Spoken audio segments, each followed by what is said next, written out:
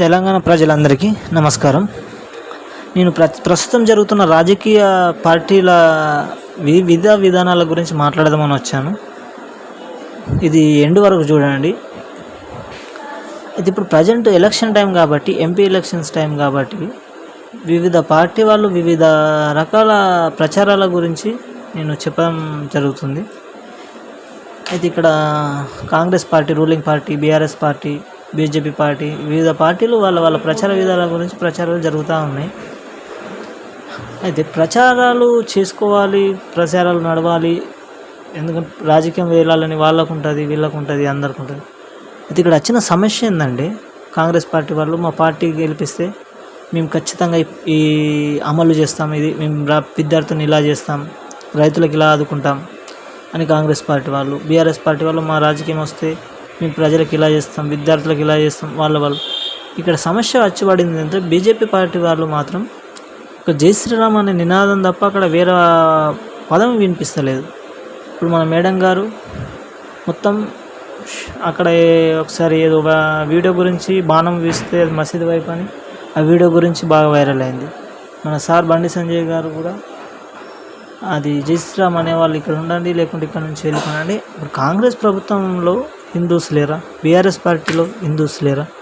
వేరే వేరే పార్టీలలో హిందూస్ లేరా? అసలు రాజకీయంలోకి తిరగని వాళ్ళు హిందూస్ లేరా? అంటే రాజకీయంలో తిరిగే వాళ్ళు మాత్రమే హిందూస్, దేవుణ్ణి రాజకీయం నమ్మే వాళ్ళు హిందూస్ లేరా? అంటే రాజకీయాన్ని ఇక్కడ కులమత భేదాలుగా ఎందుకు చేస్తున్నారు? అసలు హిందూ ముస్లిం బాయ్ బాయ్ అని మన ఇండియా ఎప్పుడో క్రియేట్ చేసింది, చెప్పింది హిందూ ముస్లిం బాయ్ బాయ్ అని. 60 సంవత్సరాలు మనకు పాలించిన కాంగ్రెస్ పార్టీ అప్పుడు హిందూస్ ముస్లిమ్స్ అని ఏమన్నా విభేదాలు క్రియేట్ అయినాయి అంటే, ఇప్పుడు 10 సంవత్సరాల ఇంత తేడా ఎందుకు వస్తుంది హిందూ ముస్లింల మధ్య?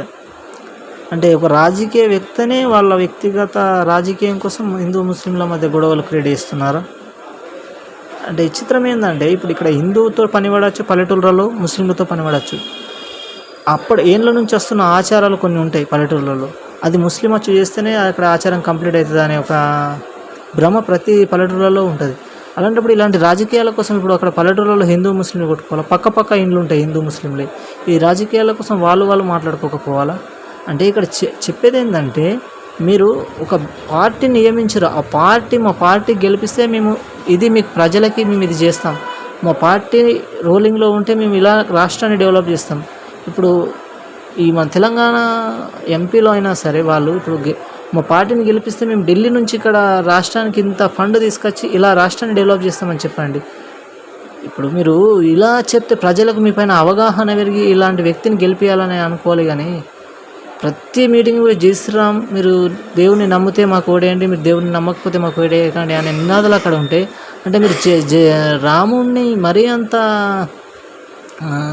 రాజకీయంగా కిందికి జారుస్తే ఇంక ప్రజలకు దేవుడు అంటే శ్రీరాముడే బీజేపీ పార్టీని పెట్టినట్టు క్రీడ చేస్తున్నారు ఇక్కడ ప్రజలకి. అంటే ఇప్పుడు ప్రజలు కాంగ్రెస్ పార్టీ వాళ్ళు ఇంకో ఏ దేవుడిని తీసుకొచ్చి పెడతారు మరి?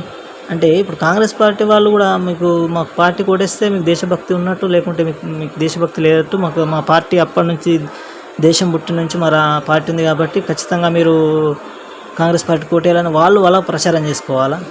ఇక్కడ ప్రజలకు అంతా ఈ తికమక్కలో ప్రజలు ఉన్నారు. ఇప్పుడు ప్రజెంటు హిందూ ముస్లిం పిల్లలకి, స్కూల్ పిల్లలకి, కాలేజీ పిల్లలకి, ఎవరికైనా హిందూ ముస్లిం ఫ్రెండ్స్ ఉంటారు, వాళ్ళ మధ్య విభేదాలు క్రియేట్ అవుతున్నాయి ఈ రాజకీయ పార్టీలు చేయబట్టి. అంటే ఇక్కడ ఈ పల్లెటూళ్ళల్లో ఎంతమంది ఫ్రెండ్స్ అయినా కలిసిమెలిసి హిందూ ముస్లిం కలిసిమెలిసి లేరు. ఇలా పార్టీలు ఇవ్వటి అంటే మన మోడీ సార్ గారు మొన్న ఒక మీటింగ్లో కాంగ్రెస్ ప్రభుత్వం వస్తే హిందువుల తాళీలు తీసుకుపోయి ముస్లిం చేతులలో పెడతాడు.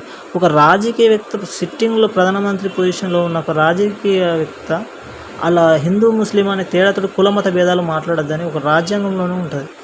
కులమత భేదాలు ఎలా మాట్లాడతారు? ఈ కులంలో ఈ ప్రాబ్లం వస్తే మన ఊరికి పెద్ద మనిషి, ఇక్కడ సమస్య వచ్చినా అక్కడ సమస్య వచ్చినా ఇద్దరు సమస్యని క్రియేట్ చేసినప్పుడే ఆయన ఊరికి పెద్ద మనిషి అవుతారు. కాబట్టి వన్ సైడ్ మాట్లాడితే అంటే ఇప్పుడు మన భారతదేశంలో హిందువులే ఉండాలా, మరి ముస్లింలు ఎక్కడికి వెళ్ళాలి? వాళ్ళు కూడా మన ఇండియన్ సిటిజన్సే కదా, వాళ్ళు ఎక్కడ వెళ్ళాలి? ఇప్పుడు వాళ్ళకి మనం ఏదో పక్కింటి వాళ్ళకి తేడా చూసినట్టు వాళ్ళని తేడా చూస్తే అందరం కలిసి ఉంటేనే కదా భారతదేశం. ఎన్నో కులాలు ఉన్నాయి భారతదేశంలో, సపరేట్గా ముస్లిమ్స్ హిందూస్ అంటే వాళ్ళు ఎక్కడికి వెళ్ళాలి ఇండియా నుంచి?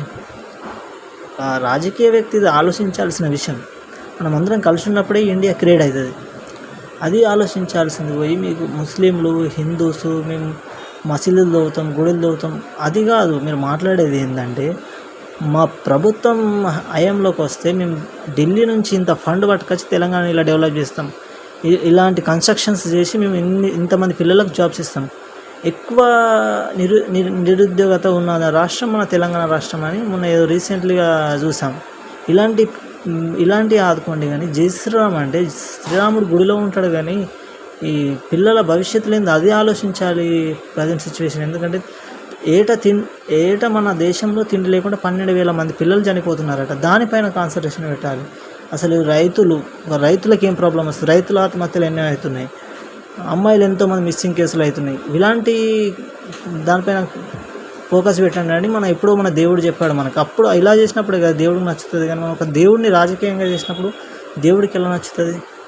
ఇవన్నీ ఆలోచించాల్సిన విషయాలు చాలా ఉంటాయి.